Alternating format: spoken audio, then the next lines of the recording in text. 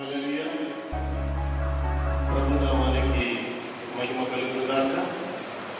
ప్రియమైన దేవుని బిడ్డలారా, ఈరోజు పరిశుద్ధ ఆదివారము ఆరాధన ప్రారంభం చేసుకుందాం. చిన్న ప్రార్థన చేసుకుందాం. కృపాపరితుడమైన మా యేసు ప్రభు, మీ పాదములకు వందనాలయ్యా. గడిచిన కాలమంతా మీరు ఎక్కడి చోటున నన్ను మమ్మలను భద్రపరిచి ఈ పరిశుద్ధ ఆదివారంలో మీ సన్నిధిని చేరి ఈ ఆరాధనలో పాల్గొనే కృపనిచ్చినందుకు వందనాలు. ఈ దినచర్యలో పాల్గొన్న ప్రతి బిడ్డకు మీరు తోడుగా ఉండి నడిపించి కాపాడమని యేసయ్య దివ్య నామాల వేడుకుని ప్రార్థిస్తున్నాము తండ్రి. ఆమేన్. హల్లెలూయా. మధురమైనది నా యేసు ప్రేమ, మరపురానిది నా తండ్రి ప్రేమ. మధురమైనది నా యేసు ప్రేమ, మరపురానిది నా తండ్రి ప్రేమ. మరువలేనిది నా యేసుని ప్రేమ, మరువలేనిది నా యేసుని ప్రేమ. మధురాతి మధురము నా ప్రియుని ప్రేమ, ప్రేమ ప్రేమ ప్రేమ. నా యేసు ప్రేమ, ప్రేమ ప్రేమ. నా యేసు ప్రేమ మధురమైనది, నా యేసు ప్రేమ మరపురానిది నా తండ్రి ప్రేమ. ఇహలోకాశలకు అందుడనేనైతిని, నీ సన్నిధి విడచి నీకు దూరమైతిని. ఇహలోకాశలకు అందుడనేనైతిని, నీ సన్నిధి విడచి నీకు దూరమైతిని. చల్లని స్వరముతో నీవు నన్ను పిలచి, చల్లని స్వరముతో నీవు నన్ను పిలచి, నీ సన్నిధిలో నిలచిన నీ ప్రేమ మధురము. ప్రేమ ప్రేమ. నా యేసు ప్రేమ, ప్రేమ ప్రేమ.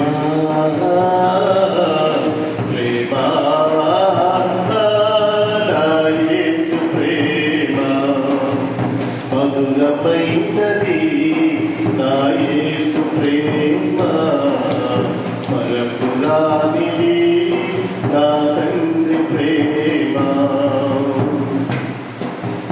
పర్వతములు తొలగిన, మెట్టలు గతి తప్పిన, ఎగసి పడే అలలకు కడలే గర్దించిన. పర్వతములు తొలగిన, మెట్టలు గతి తప్పిన, ఎగసి పడే అలలకు కడలే గర్దించిన. మరణపు ఛాయలే నది చేరనీయక, మరణపు ఛాయలే నది చేరనీయక, కౌగిలిలో దాచే నీ ప్రేమ మధురము. ప్రేమ ప్రేమ ప్రేమ. నా యేసు ప్రేమ మధురమైనది, నా యేసు ప్రేమ మరపురానిది నా తండ్రి ప్రేమ. హల్లెలూయా. దేవుని వాక్యాన్ని చదువుకుందాం. కీర్తనల భాగంలో నుండి 21వ కీర్తన మొదటి 3 వచనాలు గల భాగాన్ని చదువుకుందాం. 21వ దావీదు కీర్తన మొదటి నుండి 3 వచనాలు గల భాగాన్ని చదువుకుందాం. యెహోవా రాజు నీ బలమును బట్టి సంతోషించుచున్నాడు, నీ రక్షణను బట్టి అతను ఎంతో హర్షించుచున్నాడు. అతని మనోభీష్టము నీవు సఫలము చేయుచున్నావు. అతని పెదవులలో నుండి వచ్చిన ప్రార్థన నీవు మానక అంగీకరించుచున్నావు. శ్రేయస్కరమైన ఆశీర్వాదములతో నీవు అతన్ని ఎదుర్కొనుచున్నావు. అతని తల మీద అపరంజి కిరీటము నీవు ఉంచి ఉన్నావు. దేవుడు తన మాటలను దీవించును గాక. ప్రియమైన దేవుని బిడ్డలారా, ఈ ఉదయకాల వేళ ప్రభు యొక్క సన్నిధిలో ఆయన మాటలు ఉచ్చరించి ధ్యానించి ప్రార్థించడానికి ప్రభు మనకిచ్చిన ఈ శ్రేష్ఠ సమయాన్ని బట్టి దేవునికి ఎంతో నమస్కారమైనా. ఈ భాగంలో ఒక చక్కటి సందర్భాన్ని ఈ ఉదయకాల వేళ మనం జ్ఞాపకం చేసుకున్నాం. అతని పెదవులలో నుండి వచ్చిన ప్రార్థన మానక నీవు అంగీకరించుచున్నావు. అవే పిల్లల దేవుడు తెలియచేస్తున్న మాట, అతని పెదవులలో నుండి వచ్చిన ప్రార్థన నీవు మానక అంగీకరించుచున్నావు. వాస్తవంగా మన పెదవులలో నుండి చెడు వస్తుంది, మంచి కూడా వస్తుంది. ఈ పెదవులకు హద్దు లేదు.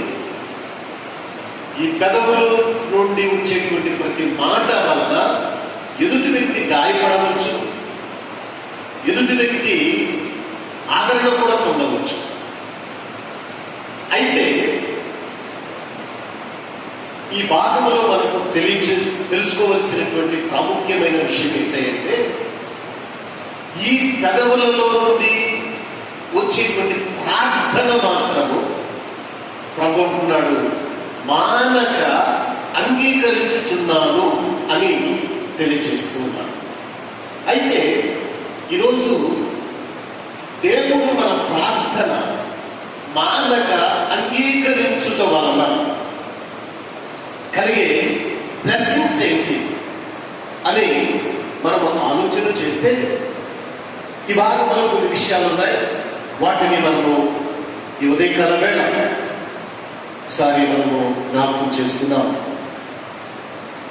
దేవుడు మన పెదవులలో నుండి వచ్చే ప్రార్థన అంగీకరించడం వలన మొదటి ప్రయోజనం ఏంటయ్యా, ఆ బ్లెస్సింగ్ ఏంటయ్యా అని మనం తలస్తే అక్కడ అంటున్నాడు, అతని మనోభీష్టము నీవు సఫలము చేయుచున్నావు అన్నాడు. ఇలా మన ప్రార్థన దేవుడు అంగీకరించడం వలన మొట్టమొదటి ప్రయోజనం ఏంటంటే, మన జీవితాలలో అనేకమైనటువంటి మనోభీష్టాలు ఉంటాయి. ప్రతి వ్యక్తికి కూడా ఈ హృదయంలో అనేకమైనటువంటి ఆశలు ఉంటాయి, కోరికలు ఉంటాయి, సొంత అభిప్రాయాలు ఉంటాయి. వాటిని సఫలము చేస్తానని ప్రభు తెలియజేస్తూ ఉన్నాడు. సహజంగా మన జీవితాలలో మన మనోభీష్టాలు ఎలా ఉంటాయి అని ఆలోచన చేస్తే, మనము మన బిడ్డలకు మంచి భవిష్యత్తుని ఇవ్వాలనేటువంటిది మన యొక్క వ్యక్తిగత మనోభీక అభిలాష, అభీష్టము. ఇలాంటి వాటిని దేవుడు అంటున్నాడు సఫలము చేస్తాను అంటున్నాడు. నేను దేవుల్లో ఆధ్యాత్మికంగా 1 సంవత్సరము నేను ఎదగాలి, ఈ సంవత్సరం నుండి నా జీవితంలో ప్రత్యేకమైనటువంటి మార్పు రావాలి, నేను టీవీ సీరియల్స్ చూడటం మానేస్తాను, లేకపోతే కూతులాడటం మానేస్తాననేటువంటి ఒక మనోభీష్టాన్ని ప్రతి ఒక్క వ్యక్తి సంవత్సరానికి ప్రారంభంలో కలిగి ఉంటారు. అలాంటిని మనోభీష్టము అని మనం గ్రహించాలి. వాటిని అంటున్నాడు సఫలము చేస్తాడు అంటున్నాడు. ఎంత గొప్ప దీవెనకరమైన సందర్భం. 57వ దావీదు కీర్తనలో 2వ వచనాన్ని మనం ఒకసారి చూస్తే అక్కడ ఒక చక్కటి మాట తెలియజేస్తూ ఉన్నాడు. 50 మహోన్నతుడైన దేవునికి, మహోన్నతుడైనటువంటి దేవునికి, నా కార్యము సఫలము చేయు నా కార్యము సఫలము చేయు దేవునికి నేను మొరపెట్టుచున్నాను. నేను మొరపెట్టుచున్నాను. చూసారండి, మన దేవుడు మన కార్యమును ఏం చేసేవాడంట? సఫలము చేసే దేవుడు అంట. హల్లెలూయా! ఎంత గొప్ప విషయం అండి. అంటే మన పెదవులలో నుండి వచ్చినటువంటి ప్రార్థన దేవుడు అంగీకరించడం వలన మొట్టమొదటి ప్రయోజనము వీళ్ళరా మన మనోభీష్టం, మనం ఏమైతే తలపెట్టామో ఒక కార్యము ఏం చేస్తారంట? సఫలము చేస్తాను అని ప్రభు తెలియజేస్తున్నారు. మనం ఎన్నో కార్యాలు తలపెడతామండి. మన వ్యక్తిగత జీవితంలో, మన కుటుంబంలో అనేకమైనటువంటి కార్యములు ఈ ఒక గోలు పెట్టుకుని మనం జీవిస్తాం. ఆ కార్యములను దేవుడు అంటున్నాడు, నీ కార్యము సఫలము చేస్తాను. ప్రియులారా, అనేక సందర్భాల్లో మనం తలపెట్టిన కార్యములు విఫలమైనవి. ఎందుకో తెలుసా? మన పెదవులలో నుండి వచ్చే ప్రార్థన దేవుడికి ఒకవేళ అంగీకారంగా లేవేమో ఆలోచన చేయకుండా ఆయన మన మనోభీష్టమును సఫలము చేస్తానని ప్రభు తెలియజేస్తారు. రెండవది 138వ కీర్తనలో 8వ వచనాన్ని మనం కనుక చూస్తే అక్కడ ఒక చక్కని మాటను తెలియజేస్తుంది. ఒకటి, ఆయన మన పెదవులలో నుండి వచ్చే ప్రార్థన వింటూ వలన ఒకటి మన మనోభీష్టము సఫలం చేస్తాడు. రెండవది, మన కార్యములను సఫలము చేస్తానంటున్నాడు. మూడవది చూద్దాం. యెహోవా నా పక్షమున కార్యము సఫలము చేయును. యెహోవా ప్రియ దేవుని బిడ్డలారా, ఆయన కార్యములను సఫలము చేయగలిగినటువంటి సమర్థుడైన దేవుని మనం కలిగి ఉండడం మన జీవితానికి ఎంత ధన్యకరం. మానవ జీవితాలు చాలా స్వల్పమైనటువంటి జీవితాలు. మనం అనుకున్నవన్నీ కూడా ఒక్కొక్కసారి విఫలమవుతున్నటువంటి సందర్భాలు. కానీ మనం ఏ దేవుని మనం ప్రార్థన చేయగలుగుతున్నామో ఆ దేవుడు నీ కార్యమును సఫలం చేసే దేవుడు. ఎన్నడూ కూడా ఆయన మాట ఇచ్చి తప్పేటువంటి వాడు కాడు. నీ కార్యమును సఫలం చేస్తానని అభయిస్తున్నాడు. ఒకవేళ అమ్మా నీ అవసరం నేను ఖచ్చితంగా తీరుస్తానని మనం మాటిచ్చి మాట తప్పినటువంటి సందర్భాలు ఎన్నో ఉన్నాయి. నీకు సహాయం చేయగలను, చేస్తాను అని చేయలేనటువంటి అనేకమైనటువంటి సందర్భాలు ఉన్నాయి. కానీ మన ప్రభు నీ కార్యం సఫలం చేస్తాను అన్నారంటే ఖచ్చితంగా ఆ కార్యము సఫలం చేయగలిగినటువంటి దేవుడు మన దేవుడు. 109వ కీర్తనలో 4వ వచనాన్ని ఒకసారి మనం చూస్తే అక్కడ ఒక చక్కని మాట తెలియజేస్తూ ఉన్నాడు. నేను చూపిన ప్రేమకు ప్రతిగా వారు నా మీద పగబట్టి ఉన్నారు. హల్లెలూయా! కీర్తనకారుడు అంటున్నాడు, నేను చేసిన పనికి నా మీద వారు పగబట్టి ఉన్నారంట. అయితే ఆయన అంటున్నాడు, నేను మానక నా శత్రువుల కొరకు ప్రార్థన చేస్తూ ఉన్నాను.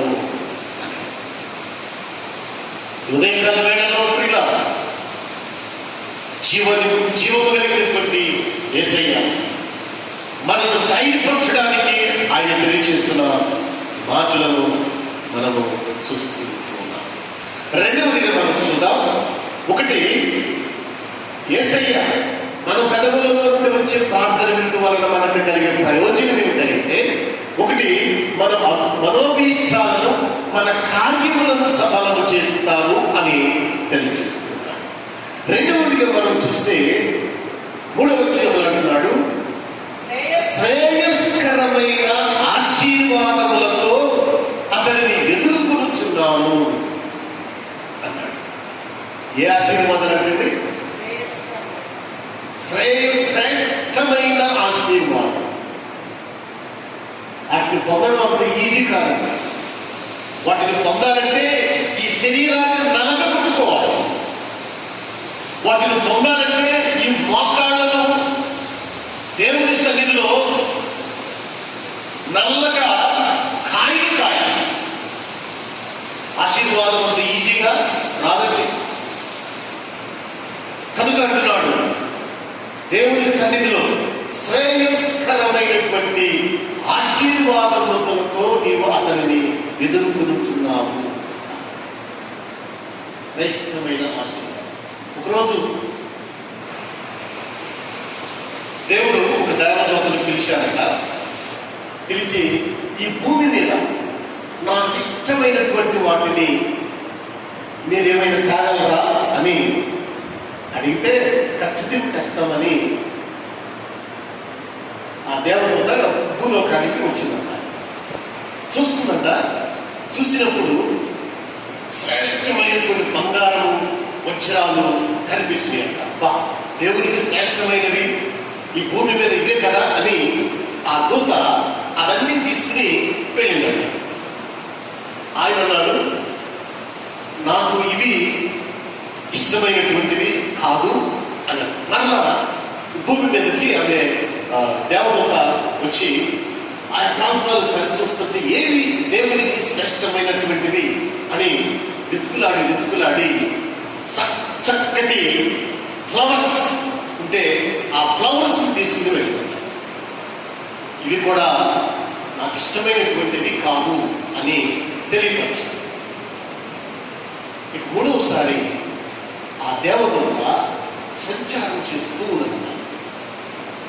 ఉన్నప్పుడు ఒక పూరె గుడిసెలో కన్నీరు కారుస్తూ ప్రార్థన చేస్తుందంట ఒక సహోదరు.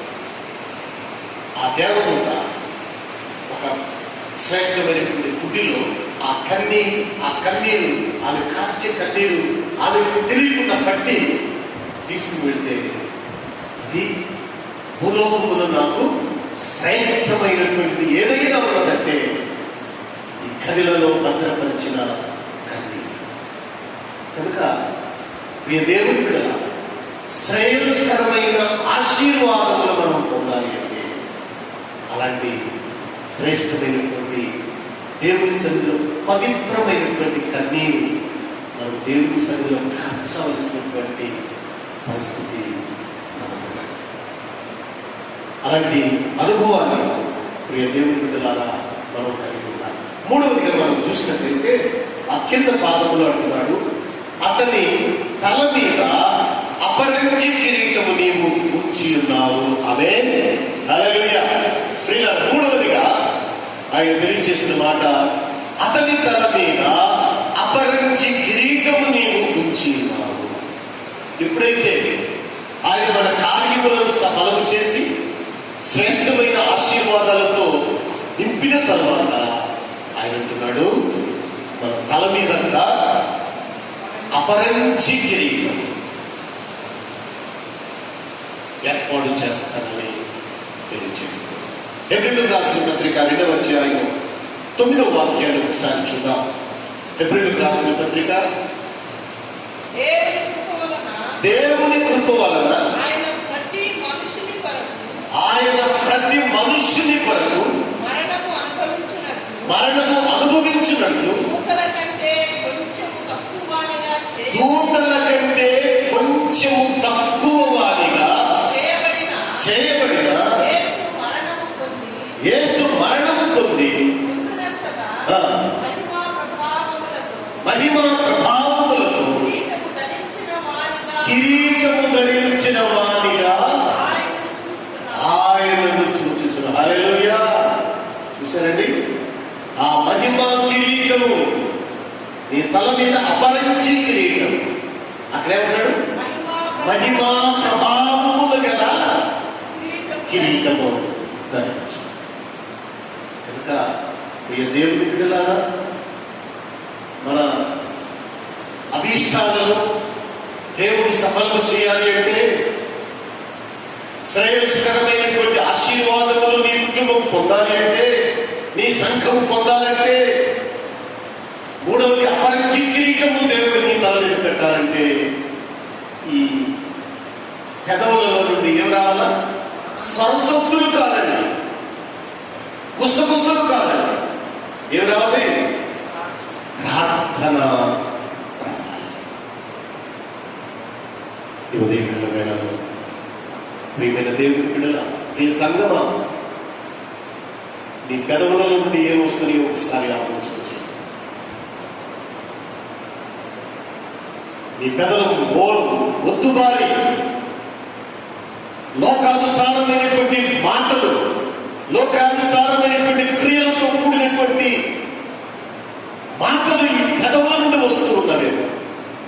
దేవుడు స్వరూపమందు, ఆయన స్వరూపమందు, ఆయన పోలిక చొప్పున నరుడు చేస్తే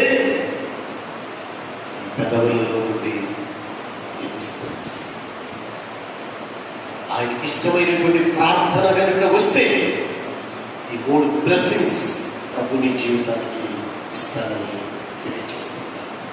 వాటిని పొందడానికి ఈ పెదవులలో దేవుని సన్నిధిలో స్తుతి, ప్రార్థన, అదే ప్రభు మన జీవితాలలో దేవుని ఇచ్చిన మాటలు దేవుడిచ్చినగా ప్రార్థన చేసుకుందాం.